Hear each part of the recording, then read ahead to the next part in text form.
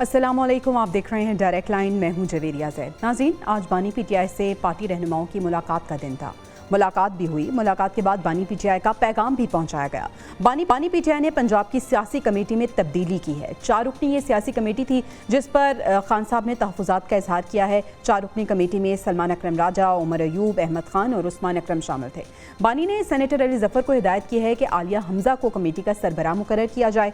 पंजाब की सियासी कमेटी में तब्दीली की आखिर वजह क्या है और उसको समझने और जानने की कोशिश करेंगे। इसके साथ साथ मुलाकात के बाद बैरिस्टर गौहर, सलमान अकरम राजा, सेनेटर अली ज़फ़र, फैसल जावेद और इल्मा खान साहिबा ने मीडिया से गुफ्तगू भी की है। उन्होंने क्या गुफ्तगू की और बानी का कौन सा पैगाम पहुंचाया, अपने पैनल के साथ इसको डिस्कस करेंगे। मखसूस नशिस्तों के हवाले से नजरसानी केस की जो समाअत हुई है, इसमें क्या रिमार्क्स दिए गए, साथ ही साथ इसको भी देख लेंगे। सुप्रीम कोर्ट की जानिब से कहा यह गया है कि इलेक्शन लड़ने वाली जमात ही पार्लिमानी पार्टी बन सकती है। ये तो हो गई हमारी आज की पहली स्टोरी। दूसरी स्टोरी में हम बात करेंगे वज़ीर आज़म शहबाज शरीफ साहब की सिफारती पेशकदमी का सिलसिला जारी है। आज़रबाईजान का दौरा मुकम्मल हो चुका है। इसके बाद ताजिकिस्तान की बारी है। वज़ीर आज़म का दोस्त ममालिक का ये दौरा पाकिस्तान के लिए कितना खुशाइन रहेगा, अपने पैनल के सामने ये सवाल रखेंगे। और प्रोग्राम के आखिरी हिस्से में हम बात करेंगे, खबरें ये आ रही हैं कि बजट में मज़ीद ताख़ीर हो सकती है। इसकी क्या वजूहात हैं और क्या हुकूमत 10 जून को बजट पेश करने में कामयाब होगी, जवाब जानने की कोशिश करेंगे। पैनल का आपसे तारुफ करा देती हूँ। मोहम्मद आदिल साहब हमारे साथ मौजूद हैं। स्टूडियो में नसीर वागा साहब ने हमें ज्वाइन किया है और आज पीजे मीर साहब ने भी हमारी गुफ्तगू में शामिल वो हो रहे हैं। पीजे मीर साहब, थैंक यू सो मच। अब मैं आगाज़ में ये बात करना चाह रही हूँ कि आज बानी से मुलाकात का दिन था। मुलाकात के बाद जो लोग मुलाकात करके बाहर आए उन्होंने गुफ्तगू भी की, बानी का पैगाम पहुँचाया। बानी को जो पंजाब की सियासी कमेटी है उससे कुछ तहफ़्फ़ुज़ात हैं, उसमें उन्होंने कुछ तब्दीलियाँ की हैं। मैं उस तब्दीली की वजूहात जानना चाह रही हूँ। ये मुलाकातें होती हैं जवेरिया, मुलाकातें होती रहेंगी। मैंने हमेशा ये मेंटेन रखा है कि हमने जो अपने पॉलिटिकल लीडरशिप है, आप हिस्ट्री ले लें, नवाज शरीफ साहब के साथ ले लें, जरदारी साहब के साथ ले लें, बेनज़ीर भुट्टो साहब के साथ ले लें, और भी कई और हैं, यूसुफ रजा गिलानी और आज इमरान खान। देखो, जब तक हम ये एक विंडिक्टिव अप्रोच से नहीं जाएंगे, आप सारों का हाल देखें क्या है और आज क्या है और कल क्या होगा। हमने लॉन्गर रन पे पाकिस्तान को देखना है। ये मुलाकातें जो हैं ये एक नॉर्मल रूटीन है और इसमें मैं समझता हूँ एक ना तो कोई पाबंदी होती है ना कोई लगाता है, लेकिन इसको अगर हम एक पॉलिटिकल अगर एक रंग दे दें तो मैं समझता हूँ कि ओवरऑल हमें नुकसान है। आज जो भी ये बात कर रहे हैं, मैं समझता हूँ कि इसमें काफी कॉम्प्लिकेशंस हैं। एक तो हुकूमत और अपोजिशन बात नहीं कर रही। अपोजिशन अगर बात कर रही है जवेरिया, वो सिर्फ ये कर रही है कि इमरान खान को रिहा करो। भाई ठीक है, इमरान खान को ये गवर्नमेंट रिहा नहीं करेगी, इनको कोर्ट्स रिहा करेंगे, सिंपल एज दैट। अगर तो ये गवर्नमेंट करेगी दैट मींस ये इम्प्लिकेटेड है। सो ये भी एक case out of the window. हमें चाहिए इंसाफ, justice and absolute justice, not impartial और पार्शियल जस्टिस। ये अगर हम करेंगे तो जवेरिया आगे जाएंगे। वरना आप देखो, आप डेली शोज करती हैं, बाकी टेलीविजन चैनल्स करते हैं, हम उसी चीज को दोहरा रहे हैं, बार बार रगड़ रहे हैं कि ये देखो ये क्या हो रहा है, ये क्या हो रहा है। हमें इंसाफ चाहिए, कोई भी हो, कोई भी हो, गवर्नमेंट के अंदर हो या गवर्नमेंट के बाहर हो, हमें इंसाफ चाहिए। बिल्कुल ऐसे, ठीक है सर, आपका पॉइंट आ गया। आदिल साहब, आपका रुख करती हूँ। आज जो मुलाकात के बाद गुफ्तगू हुई है, सबसे पहले तो ये कि क्या हम उसको हरफ़े आखिर समझें और ये हम समझें कि वाकई ये बात बानी पीटीआई ने की होगी। इसके साथ साथ ये भी कहा जा रहा है कि बानी पीटीआई गिव एंड टेक की जो बात अलीमा खान ने की थी, आज बानी पीटीआई ने ये बात की है कि अपने लिए मैं गिव एंड टेक नहीं चाहता, लेकिन हाँ पाकिस्तान की खातिर मैं गिव एंड टेक कर सकता हूँ। इससे हम क्या मुराद लें?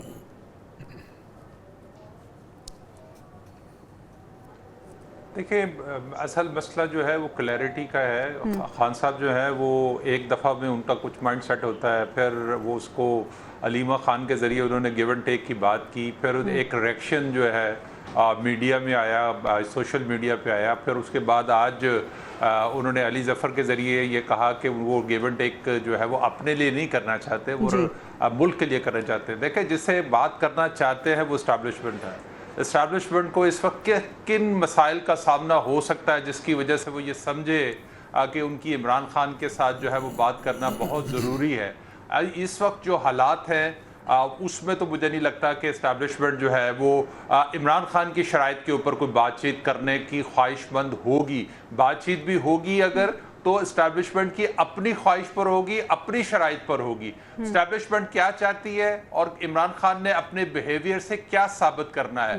एक तरफ आप एहतजाज की बात कर रहे हैं, आप कह रहे हैं कि जी हम अब जो है वो जो ओहदेदार है वो डबल गेम जो खेलते थे वो उनको नहीं खेलने दूंगा, जो खुल के सामने आएंगे सिर्फ उन्हीं को मौका मिलेगा। तो दूसरी तरफ आप जो है वो बातचीत की बात कर रहे हैं।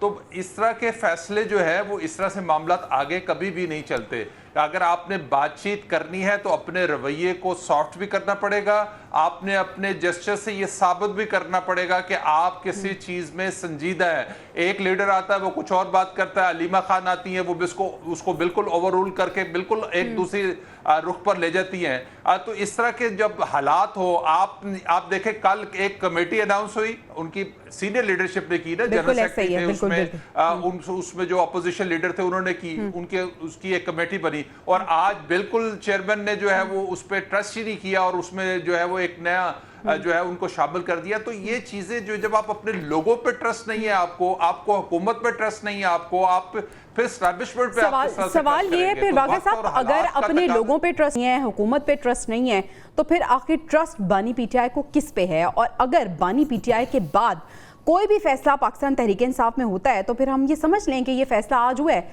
कल ये फैसला जो है ख़त्म हो जाएगा। एक बात तो ये है कि ये जो सियासी कमेटियां हैं ये बदलती रहती हैं, टूटती रहती हैं, इनके सरबराह भी बदलते रहते हैं, ये पॉलिटिकल सिस्टम का एक हिस्सा है। इसकी बुनियादी वजह यह है कि बानी पीटीआई जेल में है और उनका बराह रास्त बाहर ना तो मीडिया से कोई रब्ता है, ना हुकूमत से रब्ता है, ना ही किसी और ऐसे इदारे से रब्ता है जहां ये सोचा जा सके या उस बात के ऊपर मोहर लगाई जा सके कि ये बात बानी पीटीआई ने खुद कही है। अब जो लोग भी अंदर मिलने जाते हैं वो जब बाहर आते हैं तो हर बात की वो अपनी इंटरप्रिटेशन करते हैं। ये जो गैप है ना, कम्युनिकेशन गैप बानी पीटीआई में, पब्लिक में और दूसरे इदारों में या जिनसे भी वो बात करना चाहते हैं, इस गैप की वजह से बहुत सारे मसाइल खड़े हो रहे हैं। दूसरी बात ये है, जब हम ये कहते हैं कि बानी पीटीआई की रिहाई मुज़ाकरात के ज़रिए हो, वो इस तरह सॉफ्ट हो जाएं, वो बातचीत माने, मैंने पहले भी ये कहा था कि ये बात क्यों फिर करते हैं। इसका मतलब ये हुआ कि बानी पीटीआई का जेल में रहना जो है उसकी वजूहात कानूनी नहीं है, वो सियासी हैं या कोई और ऐसी वजूहात हैं जिनकी वजह से उसको जेल में रखा गया है। तो ये बात तो बहुत ज़्यादा शक व शुबहात पैदा करती है ना कि अगर वो टेबल पे बैठ जाएं, अगर वो बात कर लें, वो बात मान लें तो उनकी रिहाई मुमकिन है। तो फिर रूल ऑफ लॉ कहाँ गया? फिर उनके खिलाफ जो केसेस बनाए गए हैं वो कहाँ गए? फिर तोशा खाना कहाँ गया? फिर दूसरे जो बड़े बड़े करप्शन के मुबैना केसेस उन पे बनाए गए हैं, फिर उनकी हैसियत क्या होगी? ठीक है, आदिल साहब कुछ कहना चाह रहे हैं, फिर पीजे मीर साहब की जानिब जाऊंगी। जी आदिल साहब। मैं वाक़ई साहब को ये कह रहा हूँ कि कौन सा रूल ऑफ लॉ? जब नवाज शरीफ को आप ब्लैक लॉ डिक्शनरी से सजा दें तो उस वक्त रूल ऑफ लॉ होता है। जब जजेस जो है वो फैसले रीराइट कर दें, आइन को रीराइट कर दें, वो रूल ऑफ लॉ होता है। हमारा मसला यह है कि जो फैसले हमारे हक में आए वो ठीक है, जो हमारे खिलाफ आए वो बिल्कुल गलत हैं। यही पहले भी होता आ रहा है, ये भी अब हो रहा है, ये बिल्कुल गलत बात है। ठीक है आदिल साहब, पीजे मीर साहब, हाथ में है। आपको लगता है कि कोई डील होने वाली है? अलीमा खान साहिबा की गुफ्तगू, उसके बाद आज मुलाकात के बाद ये लोग जो आए हैं इन्होंने जो बात की है, आपको लगता है मामला डील की तरफ जा सकता है? क्योंकि हमें कुछ लचक भी दिखाई दे रही है इनके रवैयों में, और इसके साथ साथ एक तहरीक का भी ऐलान कर दिया, तो कुछ कंफ्यूजन का शिकार हो रही है ये पार्टी। दुनिया के अंदर कोई चीज रिजॉल्व नहीं होती है जब तक कि आप बातचीत ना करें। आप कोई भी हिस्टोरिकल मोमेंट ले लें, जब तक आपकी बातचीत नहीं होगी आप आगे नहीं बढ़ सकते हैं। यहाँ एक डेडलॉक नहीं है, यहाँ हेडलॉक है, और हेडलॉक दोनों साइड से है। मैं समझता हूँ इसको अनलॉक करना है। अनलॉक एक ही तरीके से करेंगे कि 2 फुट गवर्नमेंट भी पीछे हट जाए और 2 फुट पीटीआई भी पीछे हट जाए, और एक मिडल ऑफ द रोड आप एक ऐसा एक फॉर्मूला निकालें कि जिसमें बेहतरी, जब दोनों बात करते हैं अवाम की तो उसमें अवाम की बेहतरी है। देखो इस वक्त जो आपका एक, मैं समझता हूँ ये एक बदतरीन हेडलॉक है। इससे पहले इतना खराब हेडलॉक हमने नहीं देखा था। सबको पता है क्या हो रहा है, सबको पता है सच क्या है, सबको पता है झूठ क्या है।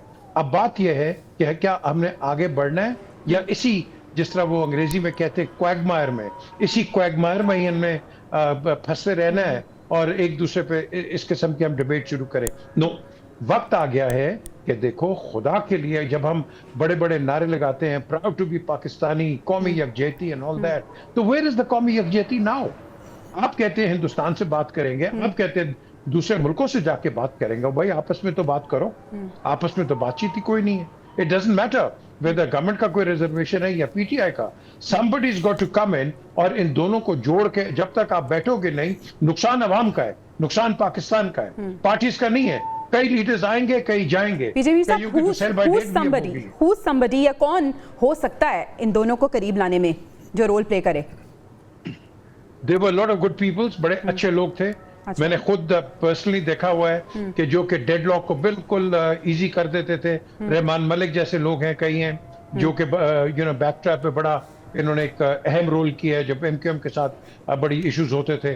आपके पास बड़े लोग हैं, यहाँ बैठे हुए हैं, अच्छे लोग हैं जिनको आप यूज कर सकते हैं on a neutral basis. You don't want people कि वो एक की साइड लें या दूसरों की साइड। ये आपका बड़ा इंपॉर्टेंट सवाल है इन द सेंस कि we need good people, elder statesman, कि जो कि बैठ के यार इन दोनों को अकल समझाओ। बिल्कुल ये इन्होंने मजाक बनाया हुआ, इन दोनों ने मजाक बनाया हुआ है। I mean enough is enough. किसी के अगर कोई मुतालबात है, भाई इसको सुन लो, अगर नहीं है एटलीस्ट सिट एंड टॉक। हमने तो बिल्कुल इस तरह एक दूसरे को, वो कहते हैं ना, एनिमी ऑफ द स्टेट बना दिया है। बिल्कुल ऐसा ही। We can't continue like this. बिल्कुल ऐसे ही, बिल्कुल ऐसे ही। और मुल्क की जो सूरत हाल है और पिछले दिनों हमने जो कॉन्फ्लिक्ट देखा है, उसमें हम इस तरह की सिचुएशन को आगे लेके जाने के मुतहम्मिल नहीं हो सकते।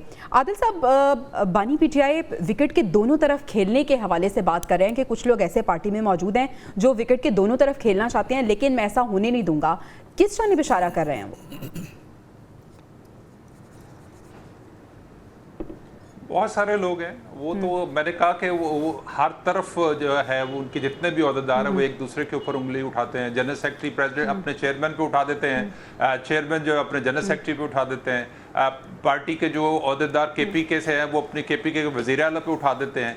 यानी कि इन तमाम लोगों को एक दूसरे पर ट्रस्ट नहीं है, और ये जाके इसी तरीके से जिसकी मुलाकात इमरान खान के साथ होती है वो अपने अपने तरीके से जो है वो बाहर का माहौल और मंजरकशी करता है, और उसके नतीजे में फिर इमरान खान एक डायरेक्शन जारी कर देते हैं जिससे मज़ीद कन्फ्यूजन जो है वो बननी शुरू हो जाती है। इसमें कोई शक नहीं है कि वो उनका कम्युनिकेशन गैप अपनी पार्टी के साथ है, लेकिन इमरान खान के अपने बहुत सारे इश्यूज हैं। वो सिर्फ अब नहीं है, जिस टाइम वो बाहर थे तब भी यही मसाइल थे कि उनको तब भी किसी पर ट्रस्ट नहीं था। वो एक की बात सुनते थे, दूसरे के खिलाफ जो है फैसला दे देते थे, फिर दूसरे की बात सुनते थे तो कोई तीसरे के खिलाफ फैसला दे देते थे।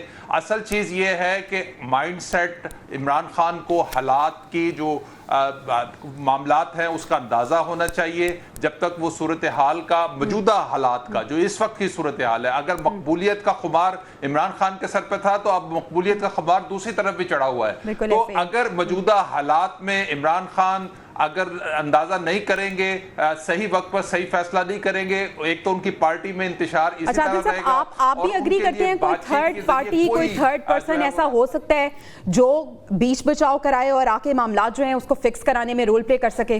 जी, मैं तो कह रहा हूँ, देखिए अभी भी एक रूमर चल रही है कि अमेरिका से लोग आए हुए हैं, वो बातचीत कर रहे हैं। असल तो मसला ये है कि बातचीत उनकी, इमरान खान की बात का गारंटी कौन देगा? इमरान खान एक दिन में एक बात कहते हैं, दूसरे वक्त में दूसरी बात कहते हैं। बिल्कुल ऐसे। अगर आज की हम बात कर लें वागा साहब, आज की हम बात कर लें, एक तरफ वो कह रहे हैं कि मैं मुल्क की खातिर गिव एंड टेक के लिए तैयार हूं, मैं एस्टेब्लिशमेंट से बातचीत करने के लिए तैयार हूं। दूसरी तरफ वो ये कह रहे हैं कि तहरीक के लिए भी आप तैयार हो जाएं, लाहे अमल बन चुका है, बस कुछ ही देर में तारीख अनाउंस हो जाएगी, कुछ ही टाइम पीरियड में। तो मतलब आखिर बानी पीटीआई चाहते क्या हैं, ये क्लैरिटी नहीं मिल रही हमें। जब वो ये बात कह रहे हैं कि मैं मुल्क कौम की खातिर टेबल पर बैठ के सबसे बात करने को तैयार हूँ, इस्टेब्लिशमेंट से भी बात करने को तैयार हूँ, तो फिर कर लें। फिर उसको तहरीक चलाने की ज़रूरत ही क्यों पेश आए? या तो आप ये कहें कि वो ये कह रहा है कि जी अगर आप मेरे साथ टेबल पर बैठेंगे और अगर उसके बाद मसाइल हल हो जाएंगे, हम बैठ के कोई दरमियाना रास्ता निकाल लेंगे, लेकिन हमने फिर भी तहरीक चलानी है, फिर तो बात है गलत। लेकिन उनका पहला ऑप्शन जो है वो ये है कि आप आए हमारे साथ टेबल पे बैठे। पहले कहते थे जी बानी पीटीआई बैठता नहीं है, अब उनकी बहनों ने भी कह दिया, अब उनकी पार्टी ने भी कह दिया, इससे पहले भी पार्टी के कई लोग कह चुके हैं। अब इमरान खान खुद कह रहा है कि जी आए मेरे साथ बैठें, हम बैठ के मुल्क कौम की खातिर मसले को रिजॉल्व कर लेते हैं। जैसे पीजे मीर साहब ने कहा कि हर बात का कोई ना कोई दरमियानी रास्ता जरूर निकल आता है और ये टेबल टॉक के जरिए ही सारा मसला हल होना है। तो भाई आप उसके साथ बैठ जाएं, चलें जेल में जाके बैठ जाएं। अगर आप उसको बाहर नहीं निकाल के बैठना चाहते तो जाएं, बैठ जाएं, बात करें। कंडीशंस है ना कि सिर्फ एस्टेब्लिशमेंट से बात करेंगे। देखें चले, अगर एस्टेब्लिशमेंट से वो बात करें तो एस्टेब्लिशमेंट में हमारे मुल्क का हिस्सा है ना, कि अब उनसे भी बात करने में कोई बुराई नहीं है। जब आप ये बात करती हैं कि जी कौन लोग हैं जो दरमियान में मिडल मैन होकर बात कर सकते हैं, मेरे ख्याल में इस वक्त सऊदी अरब का बहुत अहम किरदार अदा हो सकता है। अच्छा। और यूएई बहुत, और बहरीन और कतर और बाकी हमारे जो दोस्त मुस्लिम ममालिक हैं, अगर वो दरमियान में बैठ के इमरान खान और हुकूमत के दरमियान और एस्टेब्लिशमेंट के दरमियान कोई एक देखिए ये मुल्क कौम का मामला है, कितने अरसे से हम इस इशू में फंसे हुए हैं। उनका क्या मफाद होगा फिर?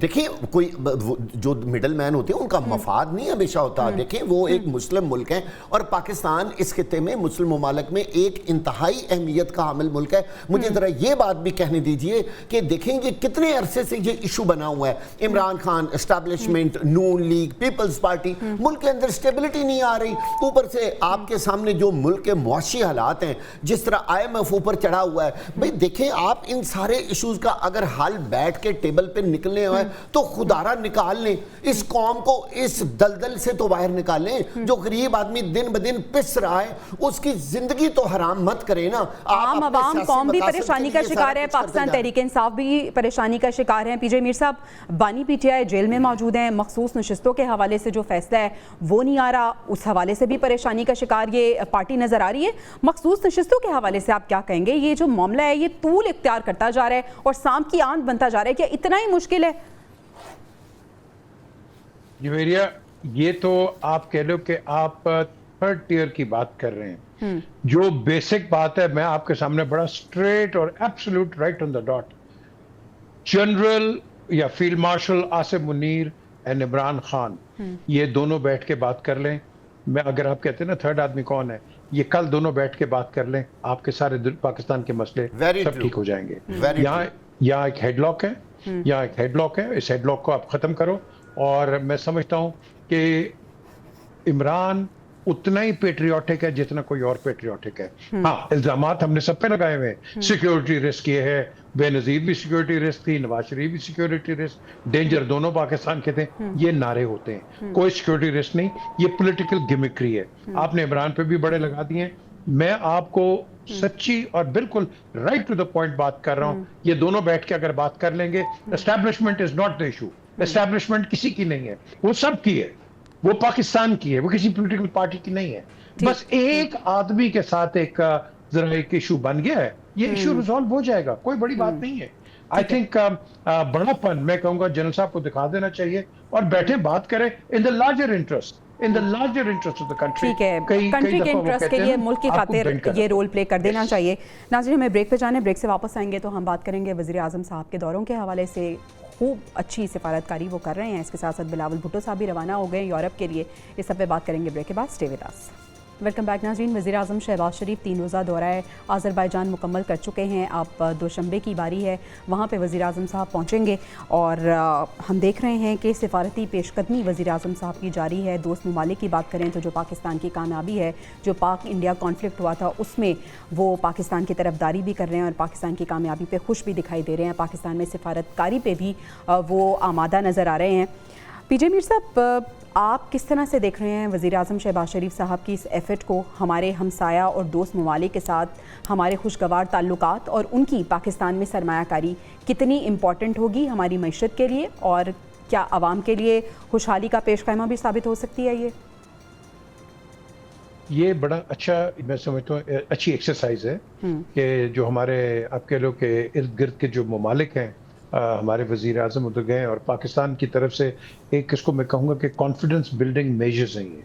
और ये जो कॉन्फिडेंस बिल्डिंग मेजर्स हैं इन द लाइट के जो हिंदुस्तान का पाकिस्तान पे एग्रेशन हुआ है, नेचुरली उनको इन्फॉर्म भी करेंगे कि ये कर रहे हैं। और आपको पता है कि प्रेसिडेंट अजरबैजान ने ओपनली पाकिस्तान की सपोर्ट की है, तो ये मुल्क सपोर्ट करेंगे। प्रेडोमिनेंटली मॉरल सपोर्ट होती है। मिलिटरीली आप कह लो कि कोई ना कोई आपके लिए आके लड़ेगा, वेदर इट इज चाइना और एनीबडी एल्स, आपके लिए लड़ेगा कोई नहीं। आपको शायद आर्म्स मिल जाएंगे, आपको टेक्नोलॉजी मिल जाएगी, लेकिन लड़ना हमने खुद है। वो कहते हैं ना स्टेट ऑफ प्रिपेयर्डनेस, वो हमारी खुद होगी।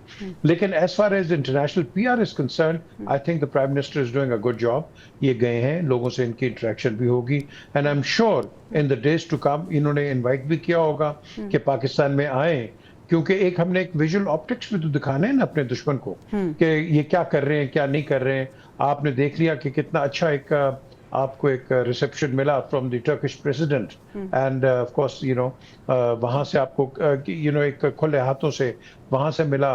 लेकिन अब यहाँ बात आती है कि ये तो आपके हो गए बिल्कुल इर्द गिर्द के लोग, आपने देखना है कि सबसे जो नियरेस्ट है आपका अफगानिस्तान, इसका क्या रिएक्शन हुआ है, इसने क्या आपको एक यू नो एक फीडबैक दिया है या एक फील दी है कि जो अटैक हमारे पे हुआ है। देखो ना, हमारे पे अटैक हुआ है, हमने अटैक नहीं किया। और जब हम ये बात करते हैं तो हमारे साथ उन लोगों को खड़ा होना चाहिए जो कि कहते हैं कि हम डेमोक्रेसी और राइटियसनेस को देखना चाहते हैं। ये हमारे साथ नहीं खड़े हैं। ये मुझे तो अफगानिस्तान से ऐसी कोई स्टेटमेंट भी ऐसी नहीं आई, इंपॉर्टेंट स्टेटमेंट, कि मैं कहूँ कि हाँ जी बड़ा जबरदस्त है। ये वही मुल्क है ना जिसने सबसे बाद में पाकिस्तान को रिकॉग्नाइज किया था, ये वही अफगानिस्तान है ना। तो ये इनके जो फीलिंग्स हैं, उनके जो फीलिंग्स हैं वो चेंज नहीं हुए हैं। लेकिन हम पूरी कोशिश करते रहते हैं, हर गवर्नमेंट पूरी कोशिश करती है। आपने पिछले देख लिया जो बाजवा डॉक्ट्रिन था, उसके अंदर क्या था, बड़ा सिंपल यू नो एक मैसेज था। लेकिन अनफॉर्चुनेटली इंडिया जो है वो अपना एक आप कह लो कि एक बयानिया इंटरनेशनली लेके जाएगा, गया हुआ है, और हम अपना लेके जाएंगे। And this is what you call the war. बिल्कुल ऐसे। आदिल साहब, वज़ीर-ए-आज़म की जो सिफारती पेशकदमी है, हम देख रहे हैं कि दोस्त ममालिक के तो दौरे वो कर रहे हैं, इसके बाद आपको लगता है कि कुछ दीगर ममालिक, जिस तरह से पीजे मीर साहब ने भी पॉइंट आउट किया, अफगानिस्तान और इस तरह से दीगर ममालिक में भी सिफारतकारी मुतवक्के है, और इसके साथ साथ हम देखें बिलावल भुट्टो साहब तो यूरोप जा ही रहे हैं।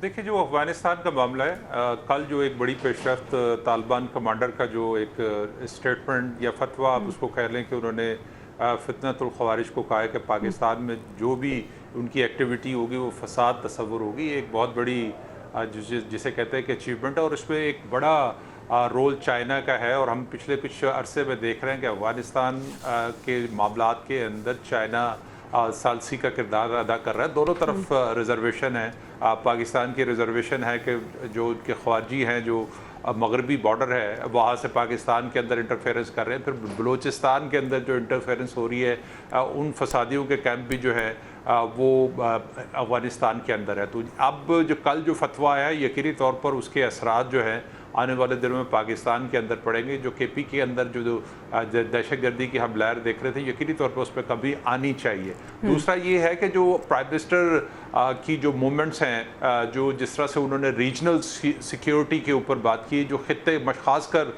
मशरक़ी जो हमारा जो वस्त एशियाई रियासतें हैं उनके साथ जिस तरह से उन्होंने जो बातचीत के मामलात को आगे बढ़ा रहे हैं, जिस तरह से उन्होंने ईरान के साथ मामलात को बेहतर किए हैं, जो कन्फ्यूजन्स थी वो ख़त्म हो गई हैं, हॉटलाइन राब्ते जो है वो बहाल करने की बात हुई है, टर्की के साथ हुई है, फिर जो बाकी जो सार्क ममालिक के साथ जिस तरह से हमारे रिलेशन बेहतर हो रहे हैं। तो इस तरह जो इस वक्त सफारती कोशिशें हैं वो इस वक्त मैंने माजी में पाकिस्तान में कभी इस तरह की जो सफारती एक्टिविटी है वो नहीं देखी। एक बेहतरीन जिसे कहते हैं कि सफारतकारी जो है वो इस वक्त देखने को मिल रही है। बिलावल भुट्टो 2 जून से अमेरिका के अंदर अपना मौक़िफ़ जो है वो अपना केस जो है वो पेश करेंगे। उसमें यकीनी तौर पर उनको वहाँ पर पाकिस्तान के चूँकि मौक़िफ़ में बड़ी क्लैरिटी है कि इंडिया जो कुछ कर रहा है वो जालसाजी है, वो फ्रॉड है, वो झूठ है, वो खुद स्टेट टेररिज्म करता है और इल्ज़ाम जो है वो पाकिस्तान के ऊपर लगाता है। तो इस तरह के हालात के अंदर ये पाकिस्तान तो अपना मौक़िफ़ पेश करेगा, लेकिन पूरी दुनिया ने देख भी लिया है, भारत का जो चेहरा है वो बेनकाब भी तकरीबन हो चुका है। वागा साहब, इस क्रूशल टाइम में कितना इम्पॉर्टेंट था इस तरह की मजबूत सिफारतकारी करना, और इसका सिलसिला आपको लगता है कि रुकना नहीं चाहिए, इसको जारी रहना चाहिए? देखिए, ये बात ठीक है कि वज़ीर आज़म और हमारे जो चीफ़ ऑफ आर्मी स्टाफ हैं वो ख़ुद आज़रबाईजान गए, और आपने देखा कि आज़रबाईजान के सदर ने और तुर्की का सदर भी वहाँ मौजूद थे। एक बहुत बड़ा वहाँ पे इवेंट हुआ जिसमें एक बहुत ही अच्छा इम्प्रेशन गया पूरी दुनिया में तीनों ममालिक का। हमने कल भी बताया कि तुर्की के सदर ने 3 ममालिक को एक कौम करार दिया, जो कि बहुत बड़ी बात है। यानी बहुत ही क्लोज़ एक रिलेशनशिप होता है एक कौम का होना। यकीनी तौर पर इससे भारत को तकलीफ़ तो बहुत हुई होगी, लेकिन मैं ये समझता हूँ कि पाकिस्तान का जो वजारत ख़ारजा है और जो ज़िम्मेदार लोग हैं दूसरे ख़ारजा अमूर के, उनको भी आगे बढ़ना चाहिए। अकेले बिलावल भुट्टो पर और वज़ीर आज़म पर और अपने जो चीफ़ ऑफ आर्मी स्टाफ हैं, अगर हम उन्हीं पे ही इत्तफाक करते रहें तो मुल्क के अंदर और भी बहुत सारे मसाइल हैं जिनको उन्होंने हल करना है। जैसे अभी आपने ऐलान किया, बताया कि जी हमारे अगले सेगमेंट में हम बजट पे बात करेंगे, तो आप ये देखिए कि आपके मुल्क के अंदर इस वक्त कितना ही इम्पोर्टेंट एक स्टेप उठाया जा रहा है। IMF आपके सर के ऊपर बैठा हुआ है और मुल्क के अंदरूनी जो हालात हैं हमें उनकी तरफ भी तवज्जो देनी चाहिए। आप जाएं दूसरे ममालिक में सफारतकारी करें, लेकिन अपने मुल्क की तरफ भी देखें कि हमारे मुल्क के अंदर क्या हो रहा है। आप अपनी वजारत ख़ारजा को तेज़ करें, उनको जिम्मेदारियाँ दें, उनको दूसरे ममालिक में भिजवाएं कि आप जाएं। और बहुत अच्छी बात है, वज़ीर आज़म गए हैं, उन्होंने बड़ा अच्छा जेस्चर दिया है, लेकिन मैं फिर एक बार कहूँगा कि जब हमारे पास एक पूरी वजारत मौजूद है, हमारे पास वज़ीर मौजूद हैं, हमारे पास मुशीर मौजूद हैं, तो उनका भी तो काम है ना कि वो जाएं और सफारतकारी करें। टाइम होता तो मैं आपसे नाम भी पूछ लेती, लेकिन अभी हमें ब्रेक पे जाना है। ब्रेक से वापस आएंगे तो हम बात करेंगे। नाजरीन, बजट में र्यूमर्स हैं कि ताख़ीर हो सकती है, क्या वजूहात हैं इसकी, क्या IMF इसकी वजह है या कुछ और वजूहात है, जानेंगे ब्रेक के बाद। Stay with us. Welcome back नाजरीन। सब इंतज़ार कर रहे हैं कि बजट कब पेश किया जाएगा, लेकिन तारीख पे तारीख दी जा रही है। अब 10 जून की तारीख दे दी गई है कि 10 जून को बजट पेश किया जाएगा, लेकिन अभी कुछ कन्फर्मेशन है नहीं, क्योंकि इस पर भी मुशावरत चल रही है। अब ये IMF इसकी वजह है या कोई और वजह हो सकती है। वाक़ा साहब, क्या वजूहात हैं, क्या बीच में खिचड़ी क्या पक रही है कि बजट पेश नहीं हो रहा? अब 10 तारीख का कहा गया, आपको लगता है 10 तारीख को पेश किया जाएगा? ये बातें सुनने में आ रही हैं कि शायद बजट 10 की बजाय 12 को पेश हो, और कुछ लोग कह रहे हैं कि 12 को भी शायद बजट पेश ना हो सके। अच्छा। उसकी वजह ये है, देखें, IMF की शराइत और IMF जो चाहता था वो चीज़ें तो अभी तक पूरी नहीं हो रही। टैक्स का हदफ भी पूरा नहीं हो रहा। आपके सामने FBR की सारी रिपोर्ट्स देख लें कि उन्होंने अभी तक क्या जमा किया है। बहुत सारी चीज़ें हैं जो टैक्स में अभी सेटल होने वाली हैं और वो चीज़ें सेटल नहीं हो रही। इनमें ज़ाहिर है वज़ीर आज़म से मुशावरत भी बहुत ज़रूरी है। कितने टेलीफ़ोन करके आप वज़ीर आज़म साहब से बाहर जो सारी मिनिस्ट्रियाँ हैं वो पूछ रही होंगी।